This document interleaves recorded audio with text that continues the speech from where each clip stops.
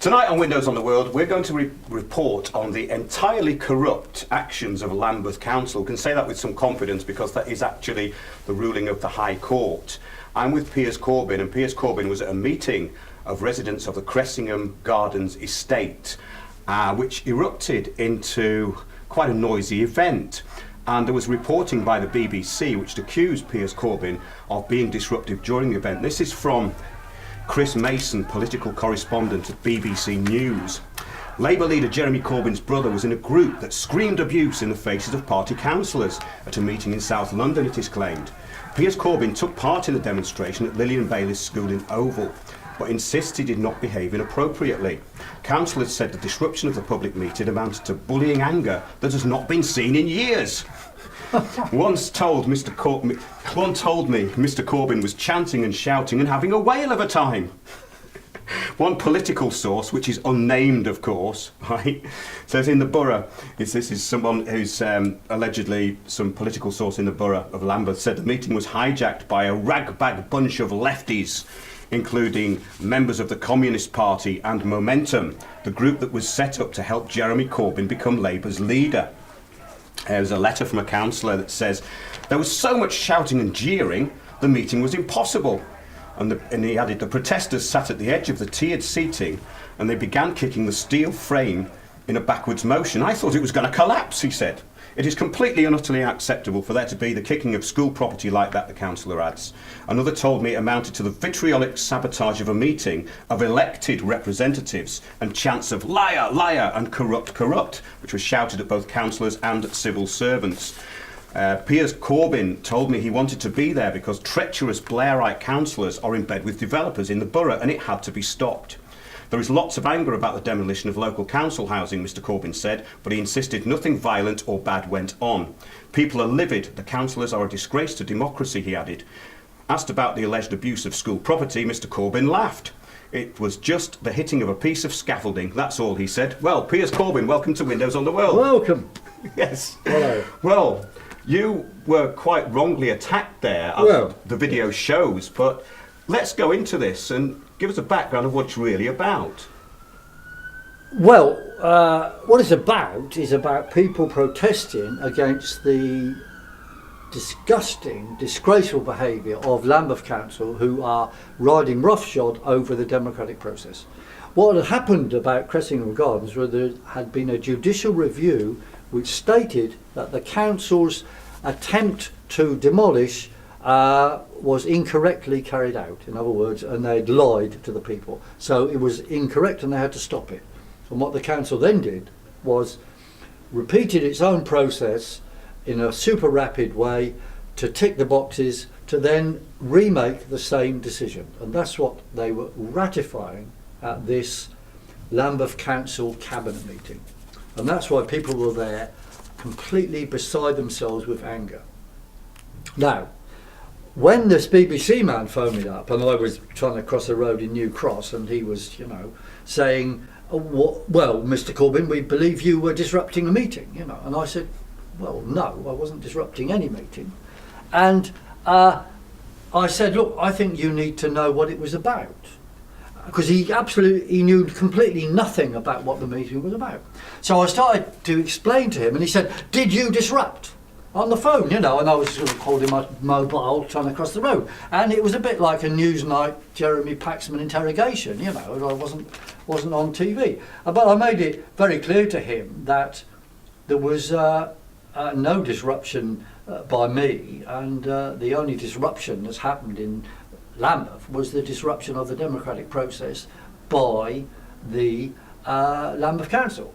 But I think the way he approached it was basically a brazen, dishonest misrepresentation of me, an attack on me, in order to attack my brother by innuendo and an association.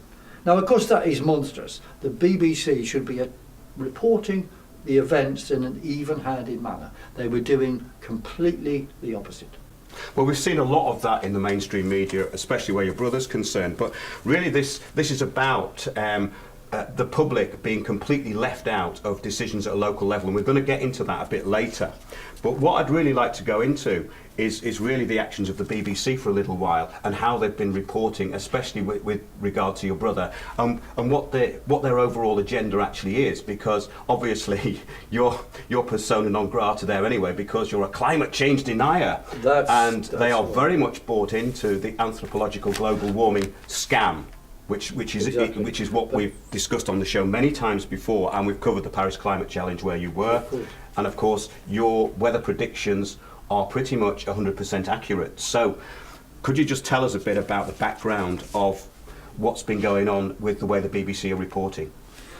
Yes, this isn't the first misrepresentation I've had since my brother became the leader. I mean, there's a lot of attempts to just put me somewhere near something bad and then mention I'm Jeremy's brother and vice versa, and therefore somehow he's involved. But of course that is completely ridiculous. But you see, I want to make it clear, just to make it absolutely clear to the BBC that they should get to the root of it, I sent him a text straight after the conversation, and none of this, as far as I can see, was reported. What I said is, thanks for the call, I think the BBC needs to focus on what it's all about.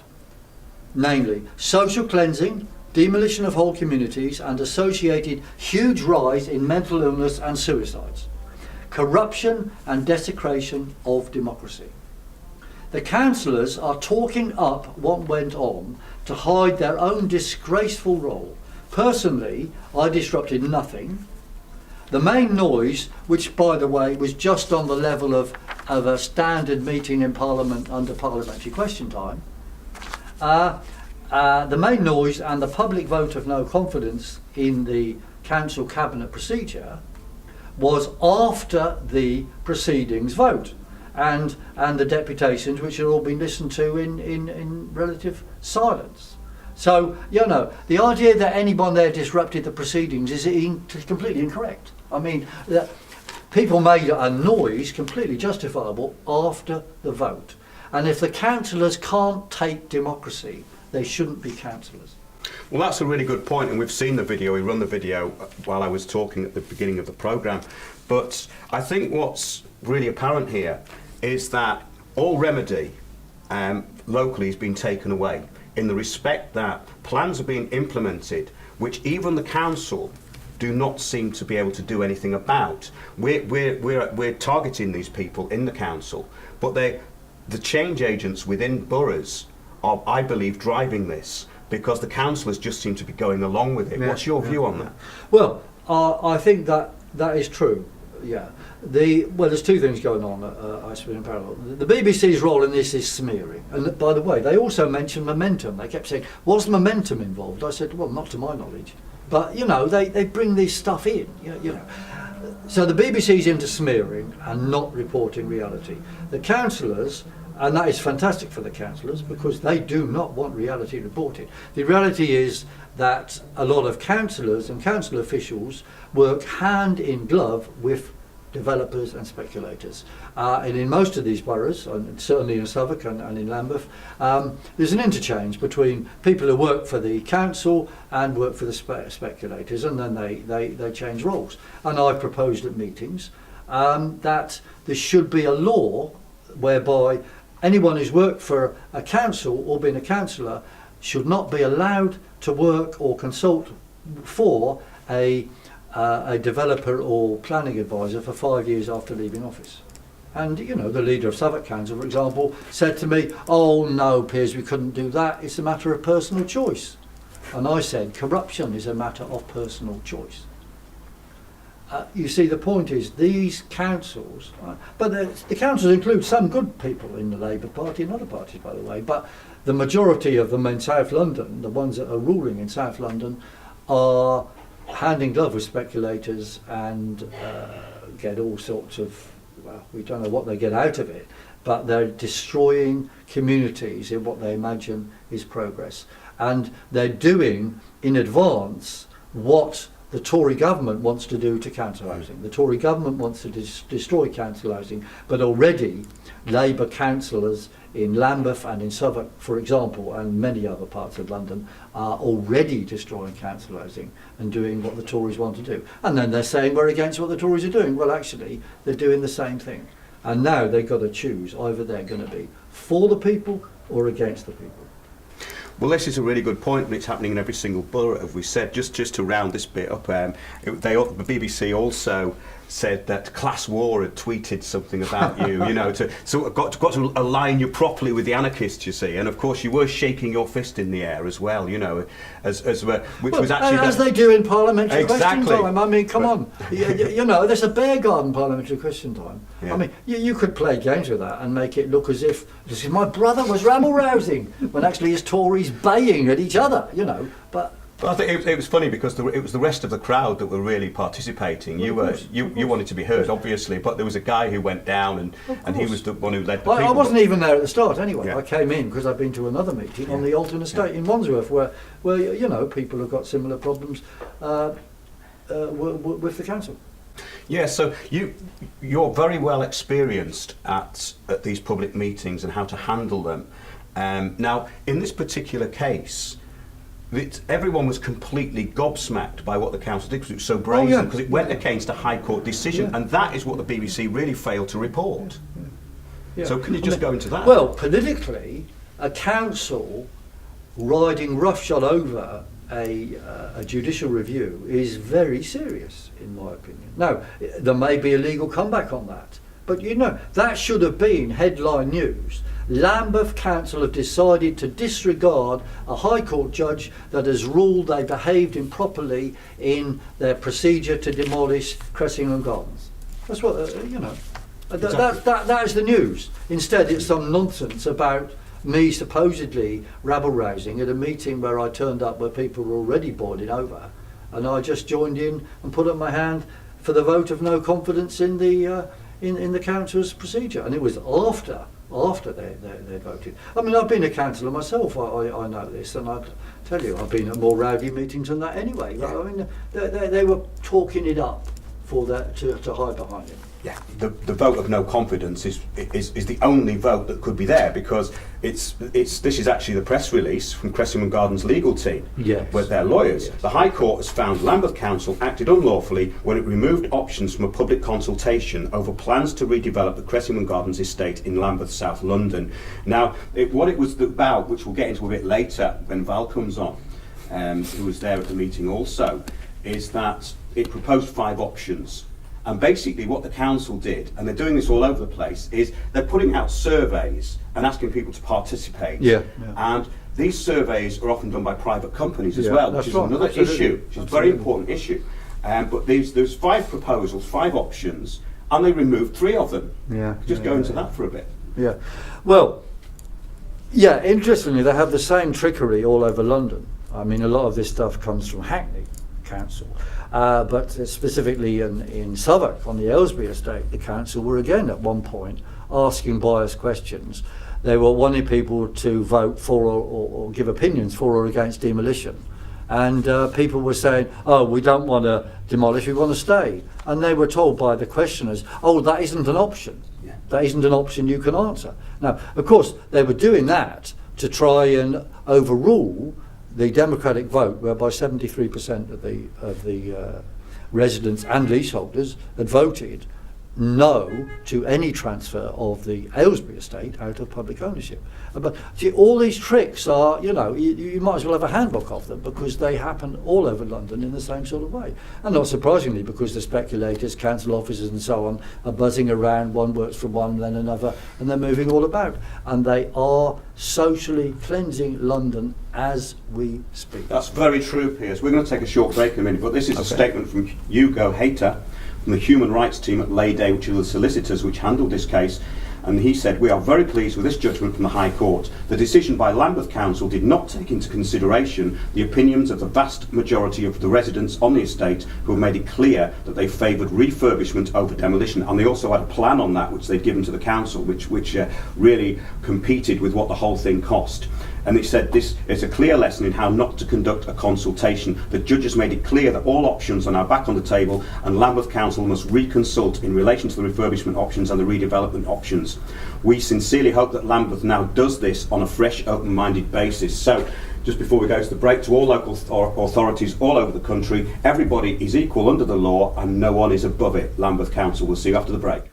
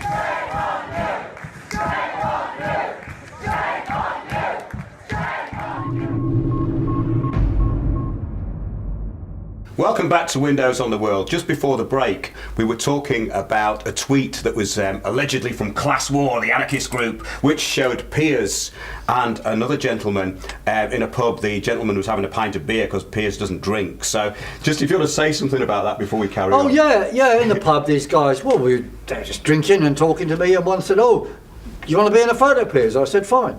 So then all of a sudden we find me photographed with these guys that I didn't know personally. It's suddenly portrayed as me leading an anarchist rampage around Lambeth. You know, this is insane. There was nothing of the sort. They were having a drink in a pub. Yeah, it looked like two blokes had been fishing or something, you know, it wasn't... Maybe they had been, I don't know. But we're now joined by Val, who's sort of community organiser in the true sense of the word. In other words, she's lived in the area of Brixton for quite a long time, and she's seen the changes going on there. So Val, welcome to Windows on the World. Yeah, hi there. So you were at this meeting as well. Yes. But give us, before we go into that, just give us a bit of your background and how things have changed and what you've seen happening locally. Yeah, I grew up in Brixton, even though I'm not really from Brixton, but I grew up in Brixton. I had my grandparents who lived in Brixton, other members of my family lived in Brixton.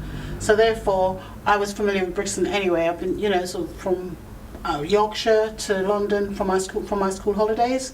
So I was familiar with Brixton. I've seen the great changes in Brixton since I've been living there and growing up there.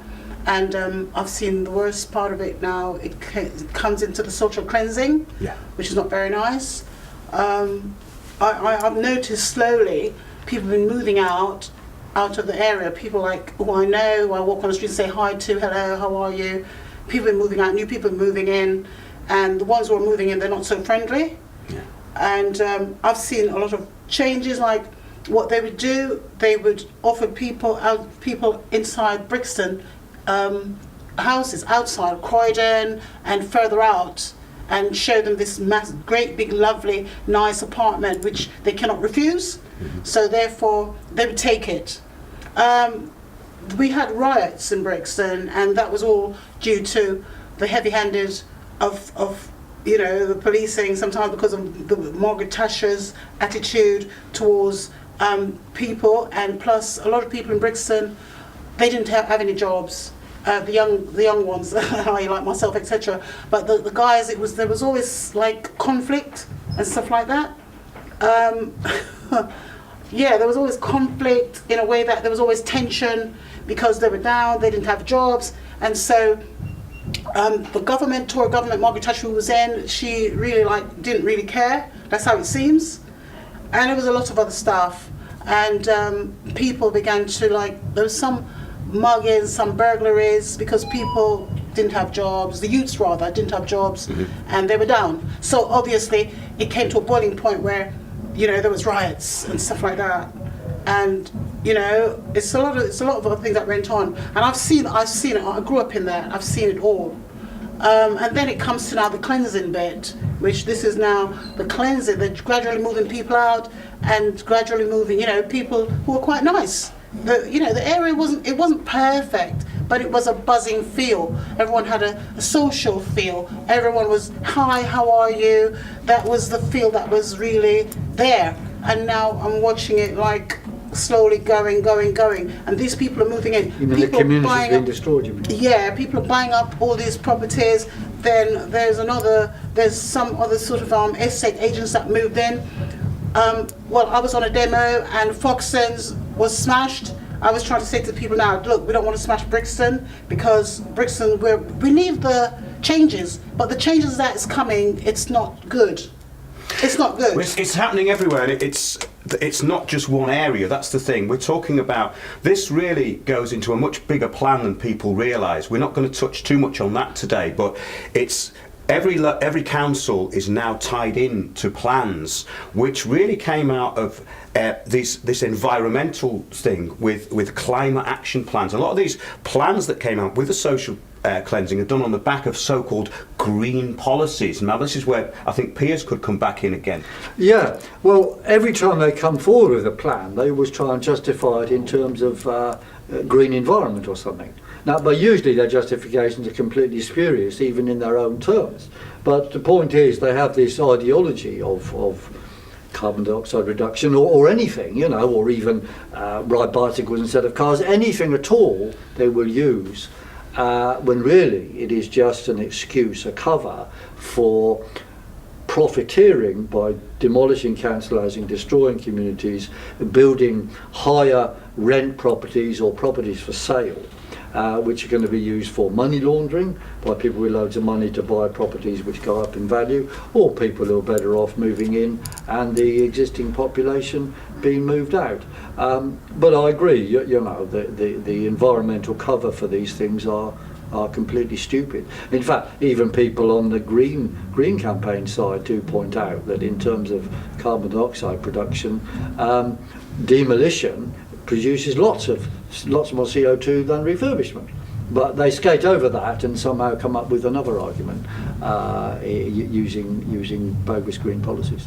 Yes, this was in Waltham Forest, for instance. They had this area called Mini Holland, and they're building what they call a series of villages. They're not really villages. What they're doing is they're putting places that are very easy to lock down with cycle lanes in between and basically banning cars. So they say, how much more cycling do you want? But it's not about cycling, it's about getting rid of cars and closing roads off and building high density housing. So in Brixton, is this what's been happening? Lots of high density housing basically for commuters. How have you seen this happening? Yeah, there was a great green space where I live. It's from Loughborough to Burton Road and beyond. And there was great space where people used to play football, and it was really lovely because, you know, people could overlook the people on estate over in Mightisfield, which runs on parallel Burton Road. They could have a good like fresh air and could see the sun coming through.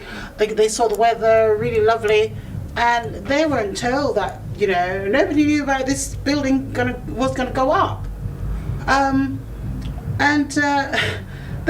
I always walked through that area and I saw surveyors. So I asked them, I said, what are you going to do here?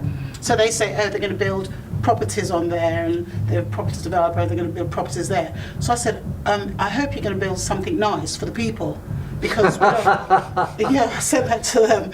So and they say, yeah. And I said, why you got all these? Why there's all these bricks? Because it was kind of like trees was growing there, a lot of trees, and it had concrete, little bits of concrete blocks and everything. So they told me that it was the war. During the war, there's properties there before houses, and they were bombed up.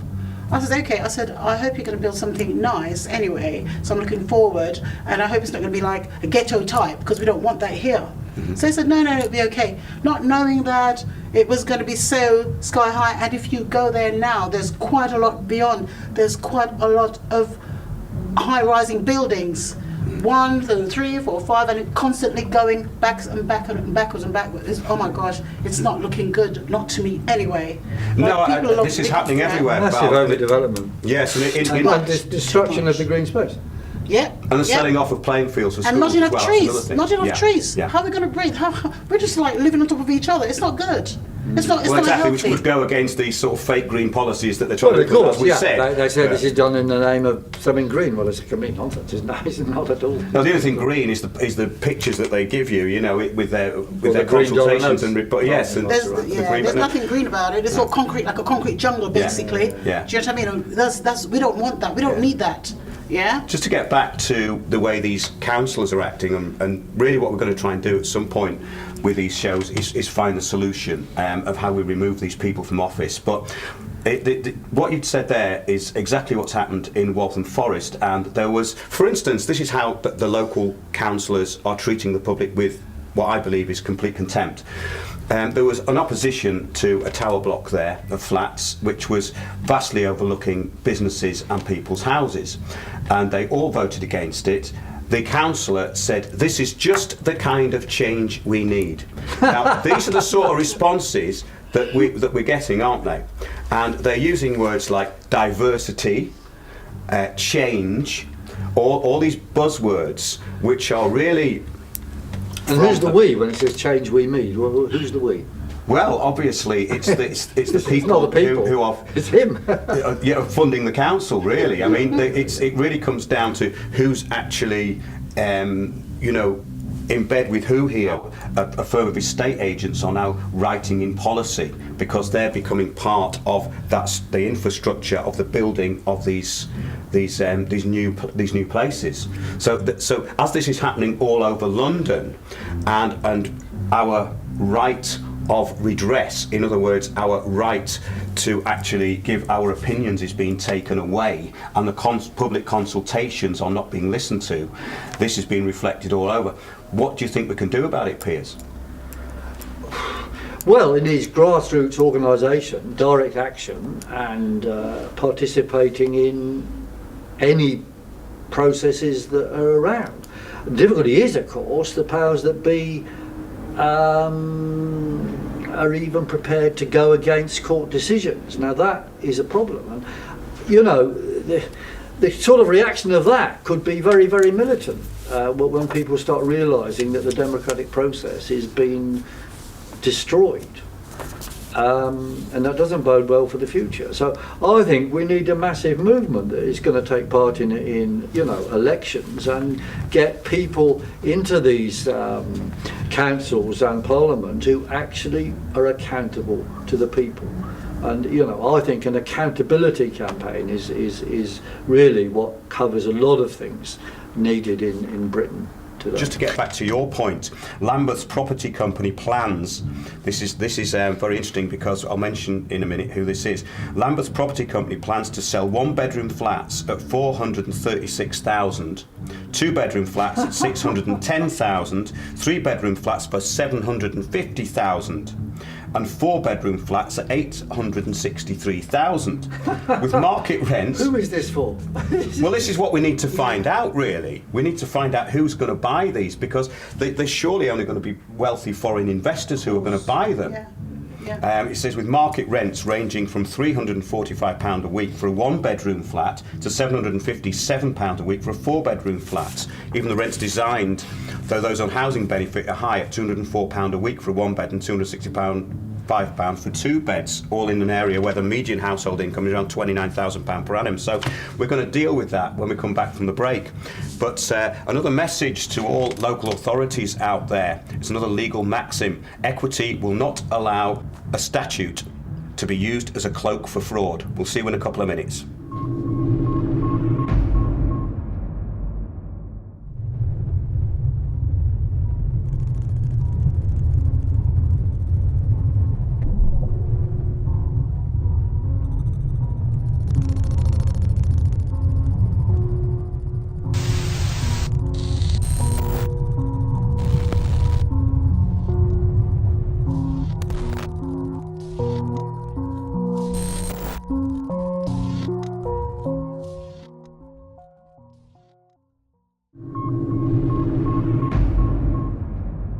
Welcome back to Windows on the World.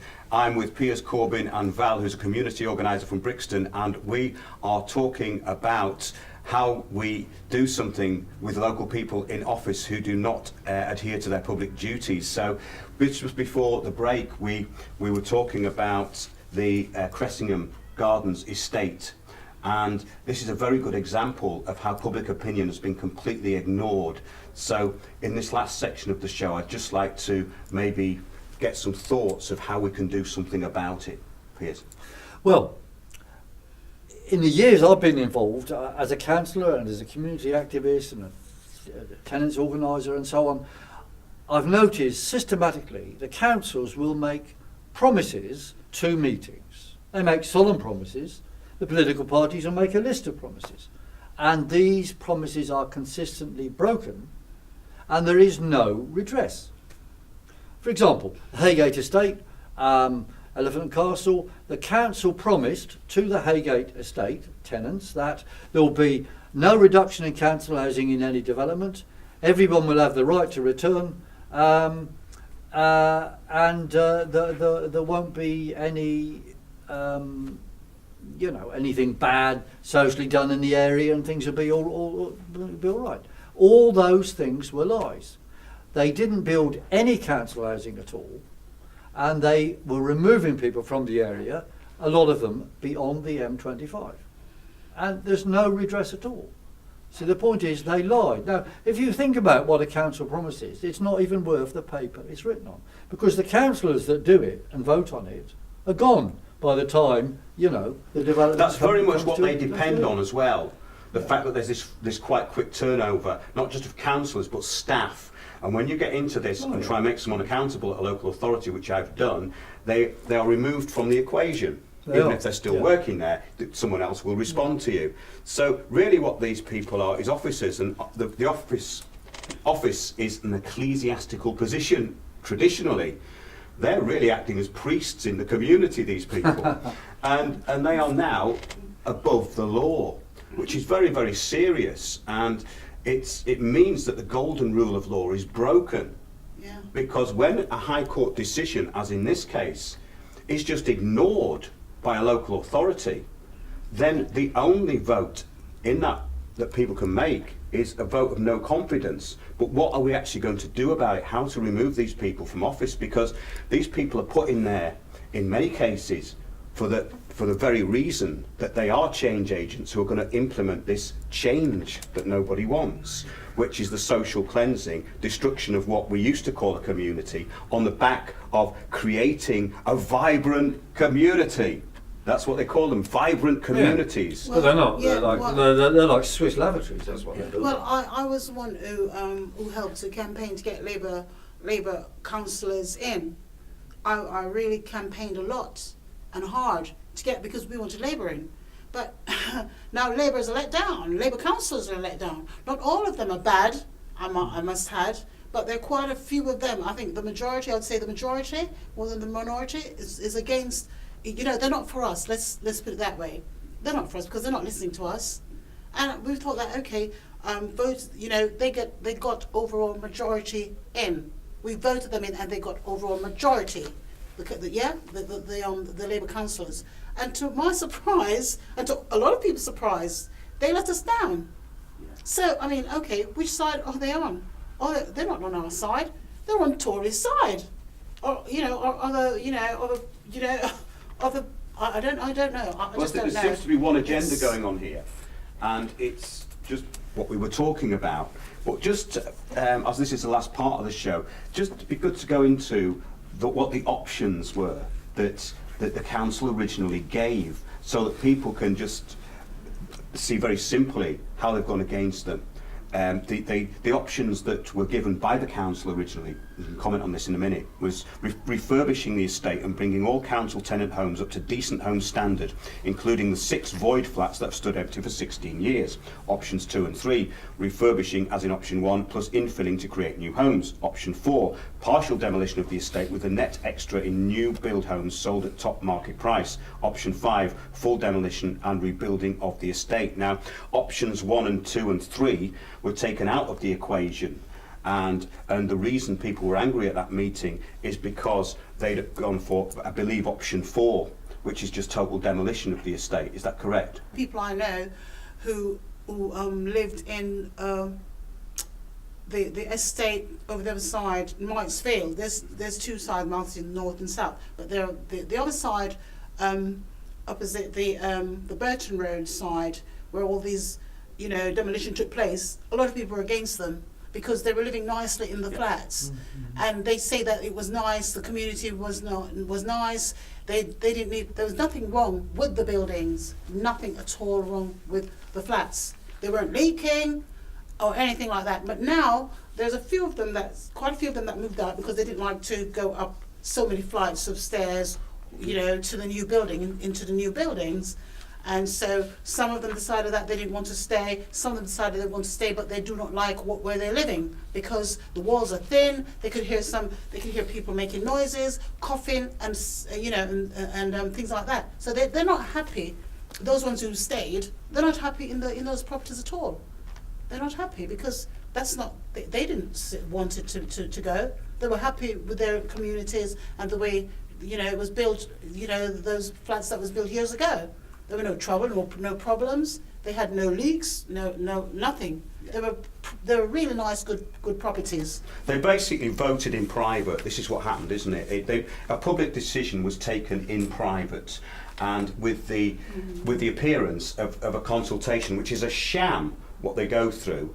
And this has happened in Waltham Forest. They deliver out leaflets, and then they come in with a so-called consultation.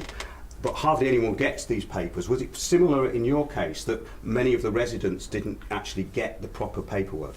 Yeah, I do believe so. The main thing is that what they're doing is they are taking away our human rights. That's right. And I'm saying, where's the democracy? Yeah. Democracy in this country, where is it? They reckon that, okay, the people in Britain have got democracy, but we haven't. Because when you say something and when you stand up for your rights, you're not heard. Nobody's listening to you. So where's the democracy in this country? Where? Well, it's a really good question because I think formal democracy, but it's not more and more people are realising this though. But it's this idea of this total surveillance society, because all these new homes are going to be overlooked with surveillance. That's all in the Architects for Sustainable Development plans. And also, what's sustainable about surveillance? There's not exactly. You can watch the plants grow. It's sustainable for the council because you might owe 50 quid off your council tax bill before you move to your present address. They have to know where everyone is, and they'll track you down to the Amazon basin if you owe 50 quid for council tax. That's the green part. That's the green part. That is the green part. Yes. So the other thing is that they're going to bring in finger scanners and eye scanners and all this sort of stuff. This is going to be in these flats, and what sort of society is that going to be? They're already imposing themselves and saying, how many people have you had staying at your property? These are questions that should not be concerning the local authority. They are there to serve us. That's all they're there for, and to maintain the environment around us. That's all they're there for. They're there for no other reason. They might even start charging us to walk on the pavement.